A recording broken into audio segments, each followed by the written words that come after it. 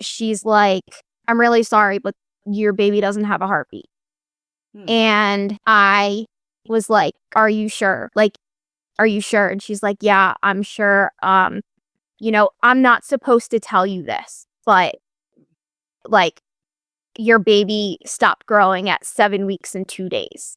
And that's when your whole world crashes down and you lose, like, it's like the air of my lungs just completely were taken out. And I just remember my husband sitting there and she looked at me and she's like, I'm really not supposed to tell you this, but because it's Christmas, I didn't want you to go into the holidays thinking that everything was all right when it wasn't, because my plan was to tell my family at that point that I was, you know, pregnant and I was going to have a baby. And so she asked me at that appointment, do you want a picture of baby? And I was like, no, I don't want a picture. I was so angry. I was like, how could you ask me that?